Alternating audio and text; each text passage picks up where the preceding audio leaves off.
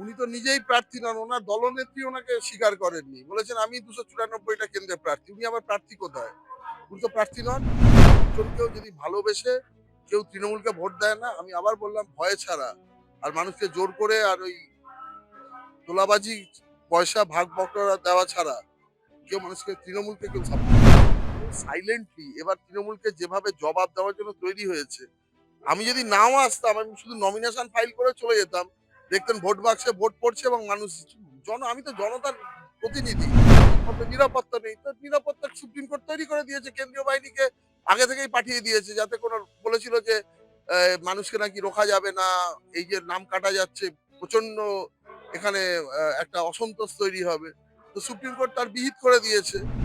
Sir, তৃণমূলের বিরুদ্ধে কতটা লড়াই দিতে পারবেন? এতদিন আপনি আইপিএস ছিলেন, দোষীদের শাস্তি দিয়েছেন, এইবার কি পারবেন দুর্নীতিমুক্ত বাংলা গড়তে তৃণমূলের বিরুদ্ধে? দেখুন, আমি তো জনতার একটা অংশ, আমি জনতার প্রতিনিধি মাত্র। এবার জনতার সাথে মমতার লড়াই হচ্ছে, তৃণমূলের সাথে লড়াইটা আবার জনতার। একটা গণতন্ত্র বিরোধী সরকারের সাথে যখন এগেনস্টে মানুষ চলে যায়, তখন রাজতন্ত্রের মতো একটা যে দল বা পরিবারতন্ত্র যে চালাচ্ছে খড়কুটোর মতো উড়ে যাবে। এবার আমরা জনশুনানি দেখতে পাবো, মানুষ ক্ষমতায় নিজেরাই নিজেদেরকে বসাবে আর তাদের রিপ্রেজেন্ট করবে বিজেপি। স্যার, ফিরদৌসী বেগম আপনার বিরুদ্ধে যে মানে এগেইনস্টে তৃণমূলের যিনি প্রার্থী, তিনি তো এতদিন প্রচার করেছেন যে বিজেপি প্রার্থী খুঁজে পাচ্ছে না সোনারপুর উত্তরে প্রার্থী দেওয়ার জন্য।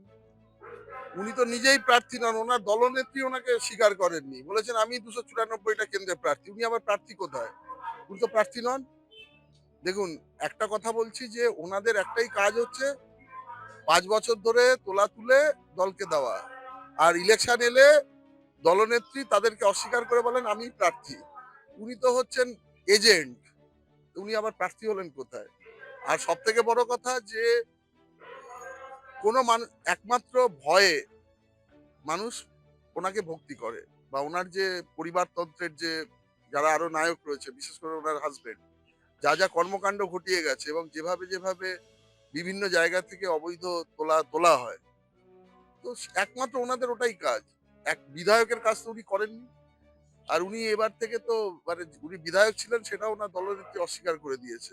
ওনার অস্তিত্ব তো আমি খুঁজে পাচ্ছি না। স্যার, আপনি বললেন ভয়।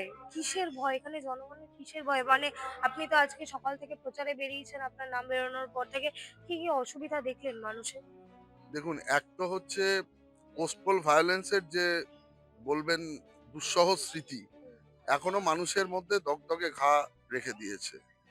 2 নম্বর হচ্ছে যে এই তোলাবাজি সাম্রাজ্য, পুকুর ভরাট, অবৈধ নির্মাণ, তারপরে হচ্ছে বিভিন্ন লোকের থেকে তোলা তোলা, এবং সর্বোপরি লাস্ট যে ঘটনাটা ঘটেছিল দেখবেন নাজিরাবাদে 28খানা প্রাণ চলে গেল, তার কোনো বিচার হলো না, সেটাও অবৈধ নির্মাণে। এবং তার থেকেও বড় কথা হচ্ছে যে যে থানায় কেস করা হলো তারপর কলকাতা পুলিশে একটা নোটিফিকেশন করে নতুন একটা থানা তৈরির কথা বলা হলো, সেই কেসের কি হলো কেউ জানে না। তো এই যারা মানুষকে জ্যান্ত পুড়িয়ে মারার মতো কাণ্ড ঘটাতে পারে তাদের থেকে মানুষ ভয় পাবে না তো কি? তাদের একটা মানুষকে বলুন যারা তৃণমূলের সাথে ঘোরে প্রতিদিন, ওনার যারা খুব মানে ক্লোজ লোকজন, তাদের যদি আপনি কনফিডেন্সে নিয়ে জিজ্ঞেস করেন, বলবে যে আমরা কেউ ওনাকে মন দিয়ে সাপোর্ট করেন না। এটাই একমাত্র ব্যাপার। একজনকেও যদি ভালোবেসে কেউ তৃণমূলকে ভোট দেয় না, আমি আবার বললাম ভয়ে ছাড়া আর মানুষকে জোর করে আর ওই তোলাবাজি পয়সা ভাগ বকরা দেওয়া ছাড়া কেউ মানুষকে তৃণমূলকে কেউ সাপোর্ট করে না। কিন্তু তৃণমূল তো আল্টিমেটলি একেবারে সরকার গঠন করেছে এই বছর। প্রথম কথা 21-এ এবং অন্যান্য যে নির্বাচনগুলো ছিল, লোকাল পঞ্চায়েত বলুন, মিউনিসিপ্যালিটি, মানুষকে মারধর করে, ভয় দেখিয়ে, মিথ্যা প্রচার করে, অপপ্রচার করে মুসলমানদের বলেছে যে তোমাদের এনআরসি আর সিএ করে দেশ থেকে মেরে তাড়িয়ে দেবে। এ সমস্ত ভুল প্রচার করে সর্বোপরি হচ্ছে যে ভোটে ছাপ্পা মেরে আর কাউন্টিং এ ম্যানিপুলেশন করে তৃণমূল সরকার গড়েছে, ঠিক আছে? 21-এ ঘটনাটা ইলেকশন কমিশন ধরতে পারেনি, এবার শক্ত হাতে ধরেছে, এর বিহিত এবার হবেই। স্যার, এই যে কেন্দ্রীয় বাহিনী একেবারে বঙ্গে এসে নির্বাচন ঘোষণা হওয়ার আগেই কেন্দ্রীয় বাহিনী বঙ্গে চলে এসেছিল, এসআইআর হয়েছে, এবার কি একেবারে স্বচ্ছ এবং যে ভায়োলেন্স বারংবার অভিযোগ ওঠে সেই ভায়োলেন্স ছাড়া কি ভোট হবে? ইলেকশন কমিশন পূর্ববর্তী তার বিভিন্ন যে বলতে পারেন অভিজ্ঞতা থেকে এবারে নতুন কিছু প্ল্যান অফ অ্যাকশন ওরা তৈরি করেছে।